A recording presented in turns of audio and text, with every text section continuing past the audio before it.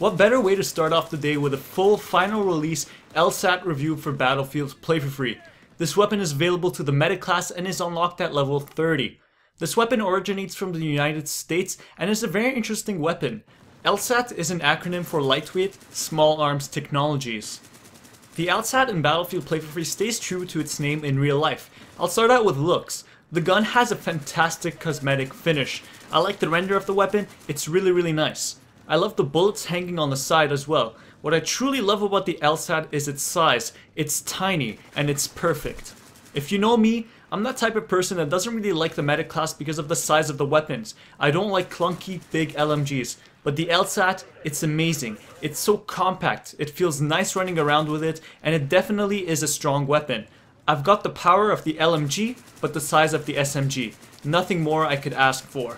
At first glance, the iron sights may seem to be uncomfortable, but they're definitely some of the best iron sights I've ever used in a long time, especially for the meta class. They seem to be very accurate, and combined with the recoil, it's still very usable. Best of all, the animation is very nice. When you aim down sight, it gives you the smooth animation. It's not off-putting and uncomfortable. I found myself being very accurate with these iron sights even at longer ranges. For this gun, you get 90 bullets per belt, and you get 3 belts, meaning that this totals up to 270 bullets, which is quite a lot of ammo to dish out on your enemies. Following ammo capacity, I want to talk about the reload. The reload time is 5.7 seconds, which is about 0.8 seconds faster than the average LMG speed, but the reload animation is also something I want to give props to. Once again, the animation is really good and new.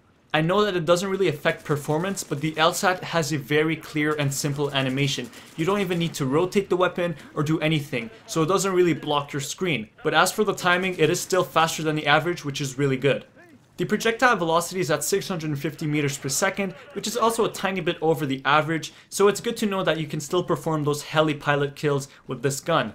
The rate of fire is at the standard and very normal 600 rounds per minute, so you will not be burning through your ammo too quickly, which is good to know as well.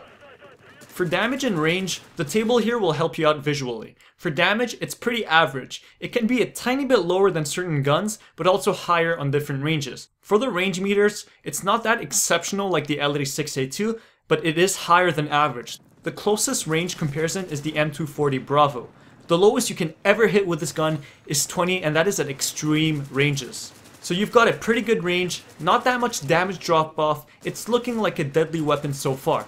Now for deviation and recoil, it's really good. There isn't much deviation. It is highly comparable once again to the M240 Bravo, even a tiny bit better. Of course, if you can keep on spraying, it will start going off target, so make sure when you're at longer ranges, or someone is head glitching or between cover, make sure you go for a clear shot rather than just spraying the whole place. For recoil, it's mostly upwards. Its horizontal recoil is identical to the MG36 and Pellets, and honestly, it's not even much to be concerned about. For vertical recoil, it's not too much as well. It's still very controllable.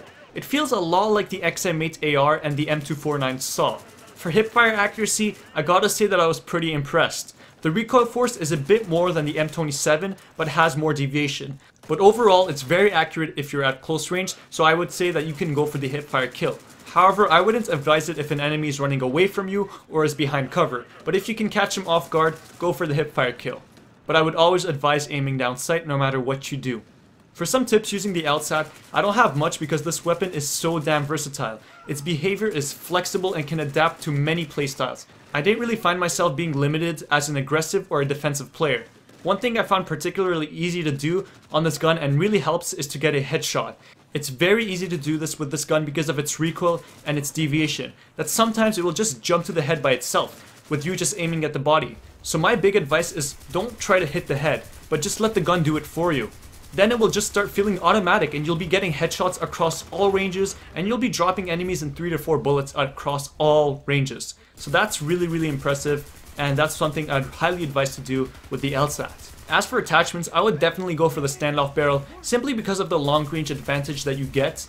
This weapon is already strong enough for CQC and it's most recommended to stay at medium range, but the standoff barrel definitely helps you make your long range damage a bit higher, plus it feels like the projectile velocity is high enough anyway, so it needs no boost.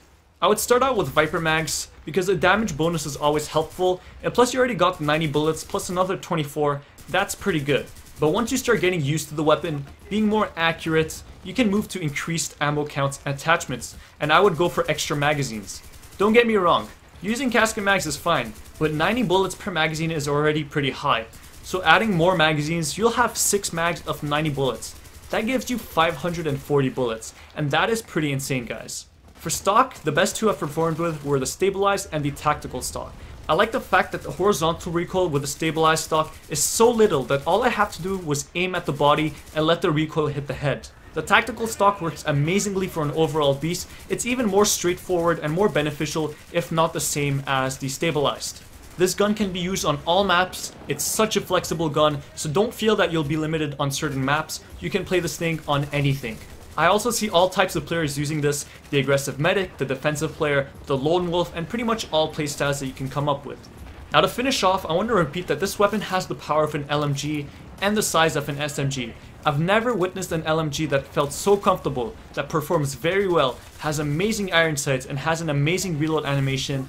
This weapon has average or better stats. There is nothing to complain about. It might not be the best at everything, but it does better than the average. There is no flaw for the LSAT.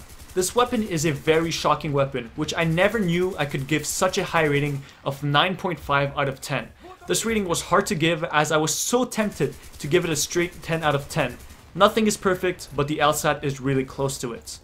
This concludes this gun commentary for Battlefield Play for Free and the LSAT. If you like me doing these early reviews, please make sure to show some support on the channel, the video, and also Easy Studios.